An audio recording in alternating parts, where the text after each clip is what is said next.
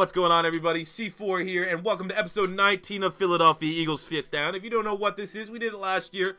Not every week, but most weeks. It's even easier to get up and do this video on a Victory Monday. Fly, Eagles, fly.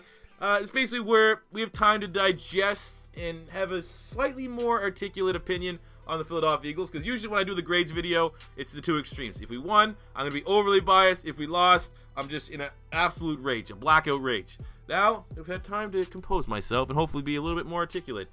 So as we talk about the Philadelphia Eagles, the main talking point of this video will be Ronald Darby, and we'll get to that at the end. We have a little bit of miscellaneous injuries we need to talk about. First thing up, Jason Peters didn't play the second half against the Redskins. Vaitai came in, played pretty well. Everyone knows my big hot take is I don't think Lane Johnson's a left tackle. I think he's a right tackle. And they kept him at right tackle. They put Vaitai at left tackle. So maybe the Philadelphia Eagles are finally realizing, for whatever reason, Lane Johnson is day and night when he plays left tackle to right tackle. He is, in my opinion, the best right tackle in football. When he comes to left tackle, terribly average. Looks like a backup player.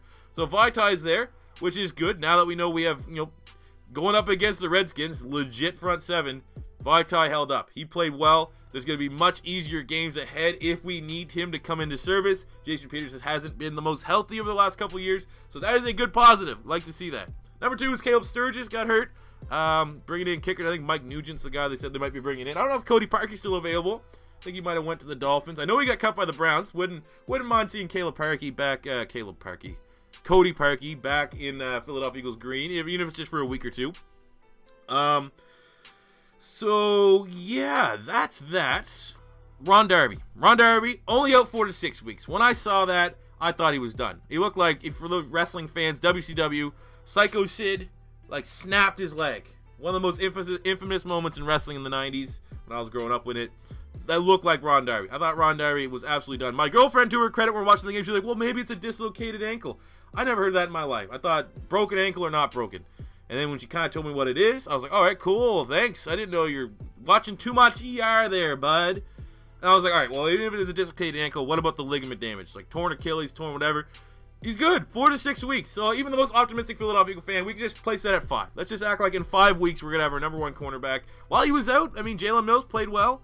Jalen Mills is the kind of guy, I think he's never going to be much more than a good corner 2. There's nothing wrong with that. Lito Shepherd was a good corner 2.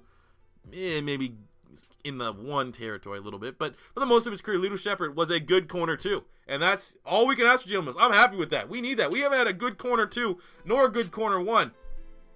I can't remember. Brandon Boykin was the last serviceable corner we had, and he was a nickel. He was like a specialist. The last good starting outside corner, Asante Samuel maybe, thinking all the way back then. So when you look, Robinson came in.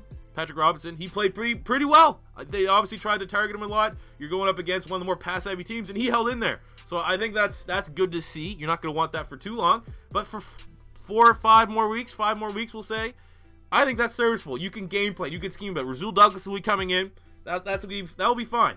And then when you look at it as an Eagle fan, what goes on with Sidney Jones? Does on one side, does the Ronald Darby injury make you kind of where you're thinking about shutting down Sidney Jones and just bringing him back next year? Does it change your opinion of that? Do you want to try to rush him back, which I hope they don't do? But here's just a scenario to ease the mind of Eagle fans. We saw what this team can do without Ronald Darby. We were able to pretty much still dominate the Redskins on defense. So, week 10. That team right there without Ronald Darby on defense. Week 10, with the bye, we don't even have our bye thing. I think week 10 is our bye. So we'd have 9 games played.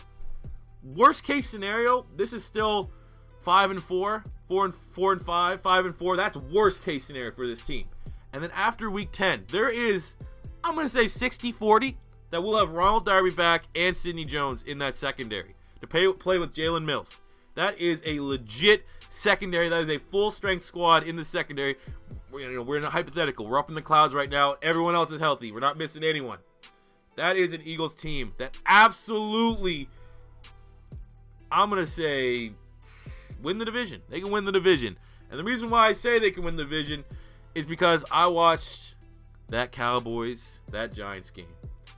Looking at the Giants, I feel bad for Eli Manning. I respect Eli Manning. I don't know if that's a hot take amongst the Eagle community. I respect Eli Manning. The fact that, everyone knows I hate Peyton Manning, but for Eli, hasn't missed a game. hangs in there, throws a lot of interceptions, which makes it, even that much easier to like him. But, for what he did to the Patriots, I hate the Patriots as much as I hate pretty much every team outside of Dallas. So I respect him for that. But I'm going to feel so bad for them when they play the Eagles. That Eagles pass rush is going to massacre Eli Manning. I don't know what his record is for consecutive games played.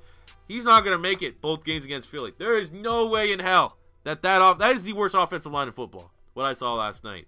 And I feel bad. I feel bad for Eli Manning. Eli Manning has got to get hurt behind that offensive line. And it may happen before they play Philly. I think the second time. I think we play the Giants in 2 weeks. But, oh, my God, man. Terrible. Odell Beckham Jr. would not have made a difference in that game. He had no time to throw the ball. Like, you might see, give Odell one big play. Outside that game, they got outmatched. They weren't going to win. And then when you look at the Dallas Cowboys, sloppy. As I'm not going to come out and say the Philadelphia Eagles had a crystal clear performance, but they look sloppy. And the fact that the biggest issue is Dak had a clean game. Yes, offense had a clean game. They controlled the game. But it's like one of those things where you watch UFC. You watch Georges St-Pierre fight. Georges St-Pierre, one of the most dominant fighters ever. You watch Daniel Cormier fight. It's one of those things where, like, okay, you should win this game. These guys aren't, like, what they're doing is not working. You're dominating them. Finish it. Finish them off. That's why people don't like you. That's why people aren't giving you the credit you deserve. Because, yes, almost any team in the second half from that Giants, if you were controlling the line of scrimmage and getting pressure on Eli Manning, they can control it. You could take the Browns. If the Browns were getting that kind of pass rush on Eli Manning, they would be able to control that game. Now, what makes a good team from a team is a team that puts their foot on their throat and runs up the score. They show that they flex their muscles. And that Cowboys team was selling for field goal after field goal after field goal. They had Ezekiel Elliott. They had all their weapons. What was going on? Giants have a good defense. They are gassed. Janoris Jenkins was bodying Dez Bryant for most of that game. Go somewhere else. The fact that the Dallas Cowboys, against a pass rush that a middle school could probably put up a better effort because they were so gassed on the Giants side. The fact that the Cowboys only got one touchdown in that game, it's not impressive. It's absolutely not impressive. And in my biased opinion, the Eagles were the most impressive team. And if Wentz didn't throw that deflected pick six, there'd be nothing for any other team to hold against us. And it wasn't even on Wentz. So, like I said, that all comes back to just the Eagles being competitive. If we get Ronald Darby back when we should, there is no reason why you should be looked like you're a maniac if the Eagles win this division. If you think the Eagles can win this division. So looking towards this week, this upcoming week against the Kansas City Chiefs, we're not going to give too much away because that is a video that'll be coming out on the weekend, the hype video. But, Rasul Douglas is getting active. They got tired. They got lots of speed. The Chiefs are coming in town after body bagging the Patriots for the most part. And, obviously that's something to be worried. Ron Darby, one of the fastest corners in the NFL, would be an interesting matchup putting him on Tyreek Hill. You probably still wouldn't straight up man-to-man cover him, but at least that's an option. Right now, Philly's going to live in a cover 2 defense, I would figure, against the Chiefs. I like our matchup. I think we could probably isolate Travis Kelce. We have good safeties, good cover linebackers. I think Kareem Hunt won't have the kind of game that he had, but again, Tyreek Hill is the big X factor that I don't really know off the top of my head how we're going to stop him. But, the one thing about this game, without getting, like I said, too much into it, is Andy Reid.